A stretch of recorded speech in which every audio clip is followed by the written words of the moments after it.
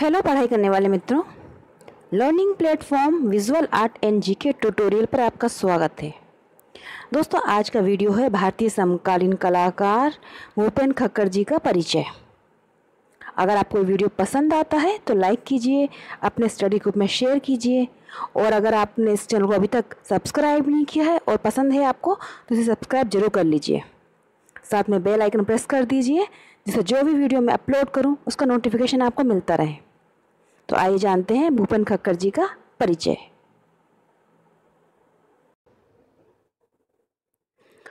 भूपेन खक्कर कलाकार और व्यक्ति दोनों ही रूपों में अपना एक विशिष्ट अंदाज रखते थे। भूपेन खक्कर जी का जन्म हुआ 10 मार्च 1934 को महाराष्ट्र के मुंबई में। भूपेन जी जब केवल 4 साल के थे तभी उनके पिता की मृत्यु हो गई थी, और उनकी जो माँ थी महालक्ष्मी, वो एक गृहिणी थी। भूपेन जी बचपन में से ही गणित में बहुत मेधावी रहे थे, और परिवार वाले इसलिए उन्हें चार्टर्ड अकाउंटेंट के रूप में देखना चाहते थे। विषम परिस्थितियों से जूझते हुए भूपेन जी ने 1953 में इंटरमीडिएट की परीक्षा उत्तीर्ण की। उसके बाद मुंबई विश्वविद्यालय से उन्होंने अर्थशास्त्र और राजनीति विज्ञान के साथ बीए किया। इसके साथ ही वे मुंबई के जे स्कूल ऑफ आर्ट्स की सायंकालीन कक्षाओं में भी भाग लिया करते थे। याद रखिए, भूपेन खक्कर जी का जन्म हुआ था 10 मार्च 1934 मुंबई, और उनका परिवार चाहता था कि ये चार्टर्ड अकाउंटेंट बने। इन्होंने बीए किया राजनीति विज्ञान और अर्थशास्त्र से, और साथ में इन्होंने इवनिंग क्लासेस ली जे स्कूल ऑफ आर्ट्स की। भूपेन परमानंद खक्कर, इनका पूरा नाम था, भारतीय समकालीन कला के एक स्वप्रशिक्षित कलाकार थे, और अपने जीवन में अपेक्षाकृत देर से यानी 27-28 की उम्र में उन्होंने चित्रकारी करना शुरू किया, यानी चित्रकारी को अपने करियर के रूप में अपनाया। वे खुले तौर पर समलैंगिक कलाकार थे। उनके स्वयं के शब्दों में, मेरी दिलचस्पी कुछ है जो मेरे आसपास है, कुछ ऐसा जो मेरे जीवन का हिस्सा है, जो चीज़ें मैं देख रहा हूँ। ज़्यादातर कलाकार इन विषयों से बचते हैं और मुझे लगता है कि मुझे करना चाहिए। मतलब वो अपने इस चीज़ों को छुपा कर रखना नहीं चाहते थे। उन्होंने ये सबको बताया था कि वो समलैंगिक हैं। 1958 ईस्वी तक युवा गुजराती कवि और चित्रकार गुलाम मोहम्मद शेख उनके गहरे मित्र थे। उनके परिवार के आग्रह पर भूपेन ने पुनः बैचलर ऑफ कॉमर्स में दाखिला लिया और संपूर्ण विश्वविद्यालय में सर्वोच्च स्थान प्राप्त किया। 1958 में उनके गहरे मित्र बन गए थे गुलाम मोहम्मद शेख जी, और उनके कहने पर उन्होंने बैचलर ऑफ कॉमर्स में दाखिला लिया था, और उन्होंने विश्वविद्यालय में सर्वोच्च स्थान प्राप्त किया था। 1961 ईस्वी में चार्टर्ड अकाउंटेंट की फर्म में नौकरी करने लगे, और 1962 तक उन्होंने नौकरी छोड़ दी। 1-2 साल नौकरी करने के बाद उन्होंने नौकरी छोड़ दी और बड़ौदा विश्वविद्यालय के ललित कला विभाग में प्रवेश लिया। यहाँ से उन्होंने कला समीक्षा में द्विवर्षीय एमए की डिग्री प्राप्त की। आरंभ में भूपेन जी के चित्र कम ही बिकते थे, इसलिए वह चार्टर्ड अकाउंटेंट का काम भी करते रहे। दोपहर तक वे हिसाब किताब में व्यस्त रहते थे, और शाम को वो पेंटिंग करते थे, रात को वो चित्रकारी करते थे। भूपेन ने एक साक्षात्कार में कहा था कि मैं अपने चित्र पेंटिंग का अर्थ समझने के लिए बनाता था। यही मायने में भूपेन जी की चित्र भाषा में भारतीय मिनिएचर कला, ओलियोग्राफ तथा पश्चिमी कला संवाद से परंपरा से गहरा संबंध है। याद रखिए, जो भूपेन जी की कला थी उस पर भारतीय मिनिएचर कला, ओलियोग्राफ और पश्चिमी कला का असर था। गुलाम मोहम्मद शेख और भूपेन खक्कर दोनों ने 1969 से 73 के बीच में कला की एक महत्वपूर्ण पत्रिका वृश्चिक का भी संपादन किया था। भूपेन खक्कर जी ने गुलाम मोहम्मद शेख जी के साथ 1969 से 1973 के बीच कला पत्रिका वृश्चिक का संपादन किया। भूपेन जी का चित्र प्रेम गहरा था। किसी भी तरह की विषय सामग्री उन्हें अपनी ओर खींचती थी, और वह मानो उसी की भाषा में डूब जाते थे। भूपेन आरंभ से calendar art, Fernand Leger, Rousseau और पॉप आर्ट से प्रभावित थे। ये पूछा भी जाता है कि कौन सा भारतीय कलाकार इनसे प्रभावित है, तो calendar art, Fernand Leger, Rousseau और पॉप आर्ट से प्रभावित रहे भूपेन खक्कर जी। तरह तरह के कैलेंडरों और ओलियोग्राफ आदि के उन्होंने कोलाज बनाए। मिनिएचर चित्रों की शैली में बनाए गए शहरों, कस्बों के भीतर के घरों के भीतर के दृश्य भूपेन की कला के उत्कृष्ट उदाहरण हैं। भूपेन अपनी कला में तीर्थयात्रियों के नक्शे का भी कल्पनाशील इस्तेमाल कर लेते थे। उन्होंने जो अपने चित्र बनाए उसमें उन्होंने कोलाज भी बनाया शुरू में, फिर उन्होंने जो चित्रों में मिनिएचर शैली को अपनाया, उसमें वह शहर, कस्बे, घर के भीतर के दृश्य ये सब बनाते थे। और तीर्थयात्री का नक्शा, जो उस तरह की जो नक्शे वाली चीज़ें होती हैं कल्पना से, वो भी इस्तेमाल करते थे। कैलेंडर आर्ट से उन्होंने काफ़ी कुछ सीखा। कैलेंडरी छवियों के पेरोडीकरण यानी कि हास्य अनुकृति की और लोकप्रिय छवियों के मजाकिया कुछ इस्तेमाल की एक नई शुरुआत करके भारतीय कला के चेहरे को तो दूर तक ही बदल दिया। मिनिएचर शैलियों से भी उनके कई तत्व ग्रहण किए। एक ऐसी आधुनिकता भी रच डाली जो न सिर्फ देशी थी बल्कि जो पारंपरिक कला शैलियों को भी आधुनिक बोध से जोड़ देने की अचूक क्षमता रखती थी। उन्होंने प्लास्टिक के फूलों के गुलदस्ते के साथ एक आदमी, जैसे उनके जो चित्र है उसमें हम मिनिएचर शैली का संयोजन देख पाते हैं। उनका चित्र है प्लास्टिक के फूलों के साथ एक आदमी, जिसमें उन्होंने मिनिएचर शैली भी यूज़ की है। भूपेन एक दौर में सामाजिक यथार्थवाद की ओर मुड़े। उन्होंने चित्र बनाया जलेबी खाता हुआ आदमी 1974 में, परिवार में मृत्यु 1975, गुरु जयंती उत्सव 1980, गोवा के मछुआरे 1985, सेवा, सखी भाव आदि कई चित्र इस दौर के सर्वश्रेष्ठ उदाहरण हैं। उनके कुछ प्रसिद्ध चित्र हैं। जलेबी खाता हुआ आदमी 74 में बनाया, परिवार में मृत्यु 1975, गुरु जयंती उत्सव 1980 और गोवा के मछुआरे 1985। वर्ष 1987 के उन्होंने चित्र बनाया था ययाति, पौराणिक कथा पर आधारित। उसका चित्र उन्होंने कैनवस पर तेल माध्यम से किया। दुर्जनों की गैलरी ये बनाया उन्होंने 1993 में। और जो दुर्जनों की गैलरी में जो उन्होंने चित्र बनाया उसमें उन्होंने खुद को भी बनाया था, यानी कि स्वयं का आत्मचित्र भी उन्होंने दुर्जनों में शामिल किया। मस्जिद के आसपास मुसलमान ये उन्होंने 2001 में बनाया। ये चित्र जो थे उनके, वो चित्र भाषा के श्रेष्ठ रूप को उभारते हैं। 80 के दशक के बाद भूपेन की कला में समलैंगिकता एक प्रमुख विषय बन गई। मुद्राओं का बेबाकी उन्होंने चित्रण किया। उनकी समलिंगी अभिव्यक्ति ने चित्र की एक नई भाषा और फैंटेसी को जन्म दिया।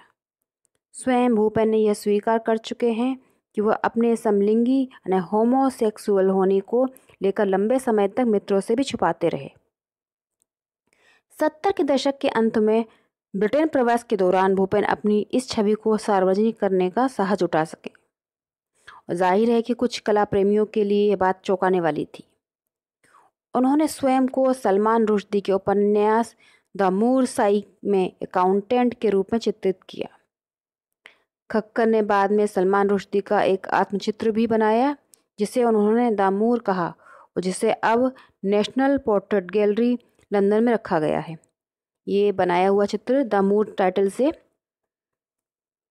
अब इस समय नेशनल पोर्ट्रेट गैलरी लंदन में संग्रहित है। वर्ष 1981 में उन्होंने चित्र बनाया था आप सबको खुश नहीं रख सकते, यू कांट प्लीज ऑल। उसमें उन्होंने एक आदमकद नग्न व्यक्ति बालकनी से एक पिता, पुत्र व गधे को देख रहा है, ऐसा उन्होंने चित्रित किया। और ये चित्र वर्तमान में टेट गैलरी लंदन में संग्रहित है। भूपेन जी की काम की तुलना ब्रिटिश पॉप कलाकार डेविड हॉकनी से भी की जाती है।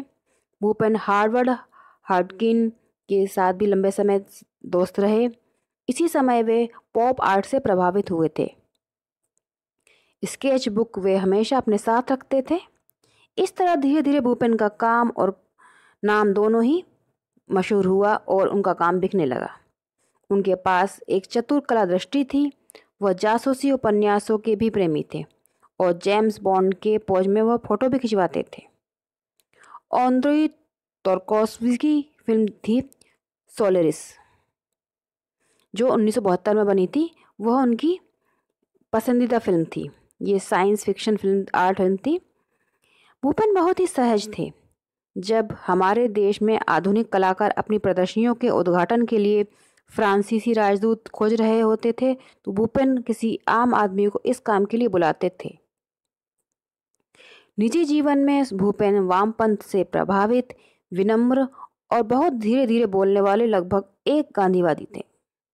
वह एक ऐसे गांधीवादी थे जो कभी जेम्स बॉन्ड में बदल जाते थे तो कभी एक गंभीर कला विश्लेषक के रूप में भी नजर आते थे।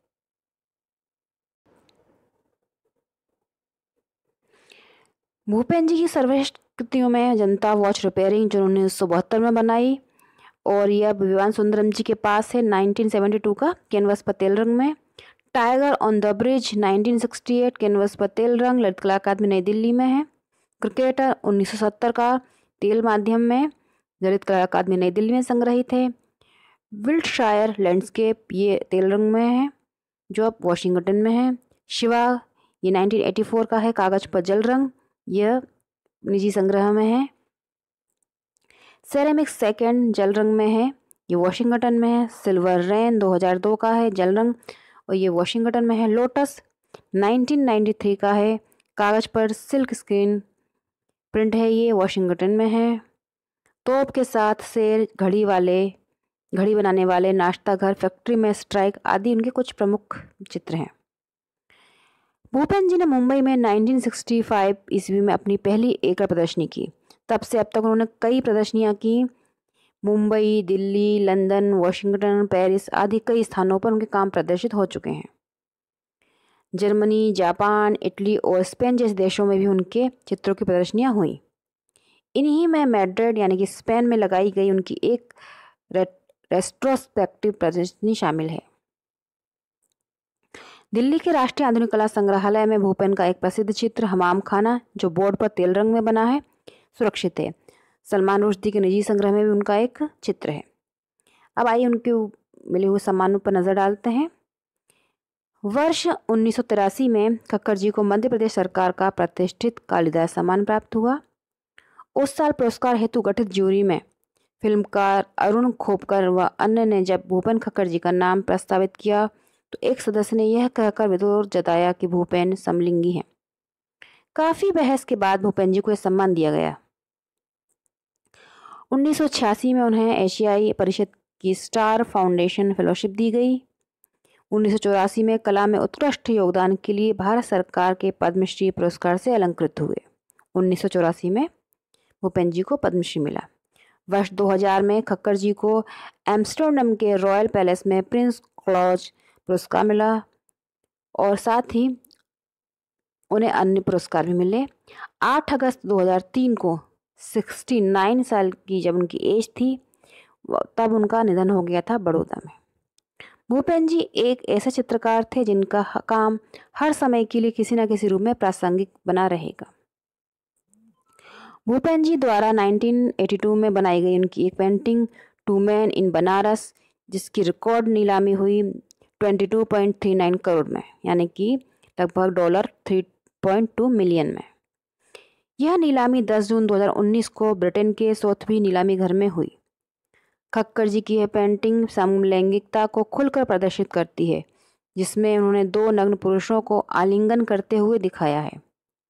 इस पेंटिंग की खरीदारी Coups de Coeur, the Guard and Helen Barbier family collection ने की है। इसके अलावा 15 नवंबर 2019 को मुंबई के ताजमहल होटल में सोथबी की ही नीलामी बाउंडलेस इंडिया में भूपेन जी की एक पेंटिंग टाइगर एंड स्टेग ये 5.06 करोड़ रुपए में बिकी। तो ये था परिचय भूपेन खक्कर जी का। अब आइए उनके कुछ चित्रों को देखते हैं। ये है भूपेन खक्कर जी का बनाया हुआ चित्र बार्बर शॉप 1973। ये चित्र है जनता वॉच रिपेयरिंग जिसे उन्होंने 1972 में बनाया था।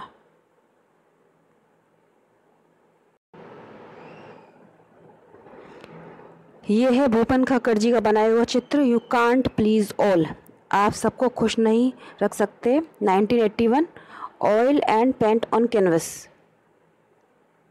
ये चित्र टेटे म्यूजियम लंदन में संग्रहित है।